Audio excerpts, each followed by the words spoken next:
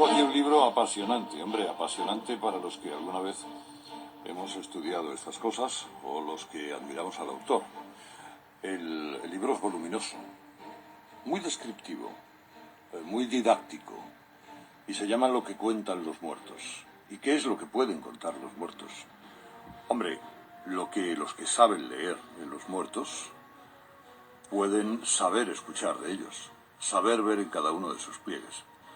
Los especialistas en autopsia, en investigación de cualquier tipo de asesinato, de violencia o de origen de la violencia, de la muerte de una persona.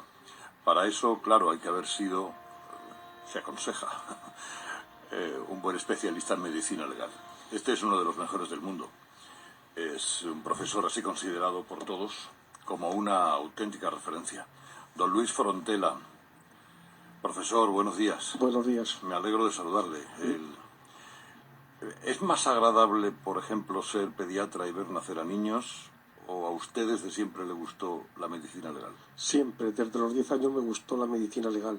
¿Es agradable cuando se descubre al autor de un crimen o es agradable cuando se descubre la verdad? Claro. He leído muchas cosas muy interesantes en este libro. Usted ha sido requerido para algunos casos que han sido casos muy conocidos en la opinión pública, con mucha trascendencia, ¿no? El caso Baninkoff o el caso de Sandra Palo, otros más, es decir, donde su diagnóstico era fundamental para conocer qué es lo que había ocurrido. ¿Qué es lo primero que mira usted en un muerto cuando tiene que investigar qué pasó? Bueno, lo primero es seguir una sistemática en la cual no solamente debemos conocer la causa de la muerte, las circunstancias de la muerte, cuál fue el arma, sino reconstruir la mecánica, qué es lo que sucedió desde el primer momento hasta que agonizó, y luego qué indicios ha dejado el autor en el cadáver o en la ropa. ¿Usted es capaz de ver en el orificio de una bala a qué distancia estaba el arma que le disparó? Sí, es sumamente fácil conociendo, ¿no? Cuando se dispara un arma, hay una combustión de la pólvora. La combustión, sale humo, salen granos de la pólvora quemada, granos de la pólvora sin quemar, residuos del metal de la bala o del arma, y eso queda incrustado alrededor del orificio de entrada.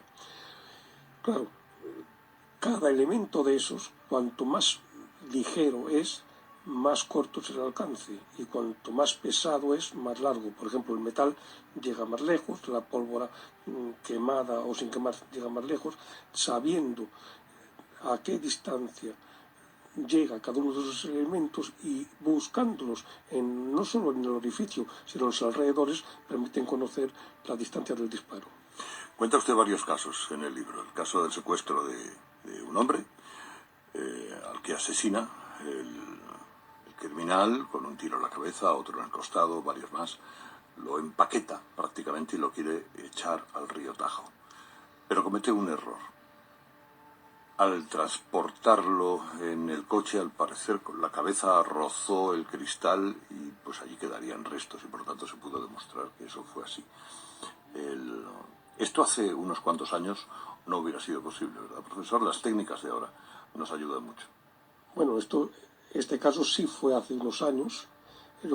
Vamos a ver, hay que tener una idea global que el médico forense no es solo un carnicero que abre el cadáver, sino es un criminalística, una persona que permite averiguar la verdad de lo sucedido. Bueno, vamos a ver, en este caso concreto, a esta persona la envolvieron en un plástico, y entonces dije que había que encontrar indicios del autor. Ese indicio del autor se halló en el coche donde fue trasladado porque el plástico se movió y pelos de la cabeza quedaron en el coche. Cuando analizamos los pelos, una pequeñísima gotita de sangre que había en el coche eran de la víctima, y eso condujo al autor del asesino. Ahora, hay que buscar muy bien para encontrar un pelo en un coche. Hay que buscar bien y usar técnicas especializadas. Por ejemplo, no podemos nosotros ver a simple vista una mancha de sangre que ha sido lavada. Ahí no puede no hallar nada. Entonces hay que usar, por ejemplo, el luminol. Y en la oscuridad hay una fosforescencia amarilla que lo permite ver. Pero además hay que tener mucha paciencia para centímetro a centímetro recorrer todas las escenas primaria y secundaria del crimen hasta poder hallar los hallazgos correspondientes. Otro caso, unos jóvenes que venían de tomar copas discuten al llegar a la casa de uno de ellos, se golpean entre ellos, bueno, finalmente a uno de ellos, el que llevaba más copas y salió peor perjudicado, lo dejan sentado en el coche y dicen, mira que duerma la mona, y se van a dormir. No obstante, uno de ellos dice, bueno, en fin, voy a avisar a los guardias de seguridad para que sepan que está ese hombre. Y los guardias de seguridad llegan y ese muchacho estaba muerto. ¿Qué es lo que había pasado? Lo que había pasado, pues fue lamentable porque le hicieron una primera autopsia, dijeron que la había estrangulado, la habían sofocado, bueno, y no existía nada de esto. 2 personas, los 2 hermanos, fueron a prisión. Cuando se celebró el juicio, nosotros intervinimos, observamos que el corazón, al ver las fotos del corazón, el tamaño del ventrículo era muy ancho. Eso evidentemente había una dilatación, una insuficiencia cardíaca. Ahondamos en el estudio de ese corazón y observamos que lo que había muerto simplemente de una muerte súbita, no había muerto por sofocación ni por estrangulación. No se nos creyó, se celebró el juicio. Tuvimos una semana, mañana y tarde, enfrentándonos con los médicos forenses. Era un fin de semana, se suspende el juicio y el lunes uno de los forenses fue al Instituto Anatómico Forense y estudió el corazón. Y tuvo la valentía y la dignidad que al lunes siguiente dijo, tiene razón el doctor Frontela, en el corazón hay signos de la muerte de esta persona. Y por lo tanto fueron absueltos. Claro. Si no se hubieran pegado unos cuantos años en la cárcel, claro. No, si no intervenimos nosotros y no descubrimos eso, están en la cárcel. El cadáver que a usted más le ha impresionado es el de Sandra Palo. Ahí es donde comprobó usted una vez más que la maldad humana no tiene límites. Bueno, en Sandra Palos fue una canallada. Claro, nosotros cuando hacemos la autopsia, en principio somos asépticos en emociones, pero luego vienen las emociones. Bueno, esta joven pues la agredieron sexualmente, la golpearon, lentamente la fueron atropellando con el coche, la arrastraron, la dejaron, luego la quemaron y después de quemada incluso la profanaron. Pero de una forma tan lenta, tan meticulosa y tan salvaje que indudablemente el sufrimiento fue atroz. Por cierto, no estuvieron mucho tiempo en la cárcel, estos tipos. La edad. Sí, no, la edad y el sistema. Lo cierto, porque además interpretó el tribunal que cuando le pasaron el coche por encima creían que ya había muerto, con lo cual eso no era... era más leve el castigo que si hubiera sido... Bueno, estas cosas de las leyes que ya sabe usted. ¿Cuáles son los 7 pecados capitales que pueden conducir a una injusticia médico-legal? Bueno, el más grave de todo, y es imputable más bien a los políticos, aunque también el forense puede desprenderse de ese pecado, es la falta de especialización. Para ejercer la medicina legal, que tantos conocimientos implican y tan difíciles, no se exige ser especialista en medicina legal y forense.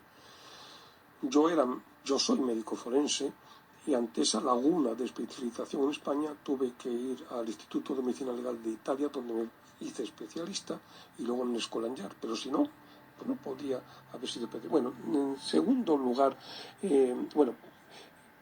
ahora hay un político que dice si van a ser especialistas, pero mi pregunta es, ¿quién van a ser los profesores. Los han eliminado, pero de una manera maligna. Le voy a explicar. Hace pocas décadas, los mejores especialistas en medicina legal y mejores catedráticos éramos además médicos forenses y alternábamos, compatibilizábamos el ejercicio al Ministerio de Justicia con un sueldo con la cátedra. De momento dijeron de un plumazo, incompatible. Elija usted, o es catedrático o es médico forense. Y todos, absolutamente todos los médicos forenses mejores de España, que eran catedráticos y médicos forenses, pedimos la excedencia como forenses para continuar siendo catedráticos. Bueno, desde entonces vino la comodidad, esa cosas de antisistema. Mire, usted no estudie tanto, usted no se forme, no se especialice, no aprenda de los demás, simplemente estudiese un tema de memoria en su casa y ya le servirá para acceder al profesor. Claro, eso ha hecho que los profesores futuros no tengan ese nivel de cualificación suficientes para poder dirigir en el futuro la especialización. Profesor, hemos conocido recientemente el caso de una mujer que pasó 542 días en prisión por un homicidio que no cometió. El Supremo además ha ordenado indemnizar a esta mujer. El marido de Lucía la golpeó una noche, como había pasado varias veces. En el forcejeo el hombre se clavó accidentalmente el cuchillo en el pecho, él cayó desplomado y ella corrió a pedir ayuda. En el juicio le acusaron del crimen y luego ha sido absuelta por falta de pruebas. ¿Cómo se puede demostrar que yo a usted no le he clavado un cuchillo? ¿Solo a través de las huellas?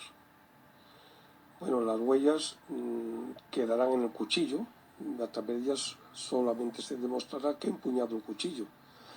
Pero, bueno, hay que ver la trayectoria de la herida y otras circunstancias en relación a las características de la herida. La pregunta es, ¿cómo se demuestra que ha clavado o no el cuchillo? Pues hay un ángulo de penetración, hay que reconstruir la talla de la persona, la fuerza de la persona y ver si es posible que lo haya realizado ella o ser accidental. El caso que a usted más le ha podido incluso a lo mejor no llegar a una conclusión definitiva. El caso Mariluz, las niñas de Alcácer, Rocío Baninkoff. ¿Dónde ha tenido, en alguno de ellos ha sentido usted alguna frustración? Una enorme frustración en el caso Baninkoff. Yo estaba realizando la autopsia y vi fibras que correspondían a la tapicería del coche donde fue trasladado. Dije que esas fibras había que estudiarlas, no estaba de acuerdo con la trayectoria de la investigación realizada hasta ese momento. Esas fibras desaparecieron. Esas fibras, no sé, se obstacularizó para que se estudiasen y luego fue un fiasco la investigación y el culpable no fue el que tenía señalado. No. Menos mal que se pudo arreglar. Se pudo arreglar, porque ahora, todavía está en la cárcel. Ahora hay 3 casos que, por desgracia, tengo que hablar antes de los pecados capitales. Mire, hay un segundo pecado capital que ya es imputable a un colectivo. Voy a hacer un ejemplo de lo que sucede en España y de lo que sucede en el extranjero. Yo he intervenido como perito en Alemania, en Heidelberg, y en Estados Unidos. ¿Qué es lo que pasa en España? En España se interviene y una de las primeras preguntas que es, bueno, ¿cuánto le han pagado a usted? Oiga usted, pero es que cree que yo hablo porque me hayan comprado o porque me haya vendido. Eso es indignante. ¿Por qué? Porque los médicos forenses, como cobran un salario, un sueldo, se supone que son incorruptibles y que están en posesión de la verdad. El perito, por ley, tiene derecho a cobrar sus honorarios, pero por eso lo afean en los juicios. Yo era director del Instituto de Medicina Legal y no cobraba. Pues también me preguntaban cuánto ha cobrado. Bien, cuando yo me presento en Alemania y en Estados Unidos al juicio, lo primero que hicieron y esa es la diferencia entre España y el otro de los países. Espérese usted un momento. Me hicieron esperar más de 1 hora de pie y asaltándome a preguntas el tribunal y el jurado, solamente para ver si yo tenía suficientes conocimientos profesionales para intervenir en el juicio. Una vez comprobado suficientes conocimientos, pasa usted y se intervenía en el juicio. Lo que cuentan los muertos, luces y sombras de la medicina legal, es un interesantísimo libro del profesor Frontera, de don Luis Frontera, al que yo le agradezco mucho varias cosas. Primero, que me lo haya firmado, porque es usted una leyenda, una auténtica leyenda en mi otra profesión. Y segundo, que haya venido a contaros estas cosas. Profesor, me alegro de verle, está usted fantástico. Muchas gracias. Hasta pronto. Adiós.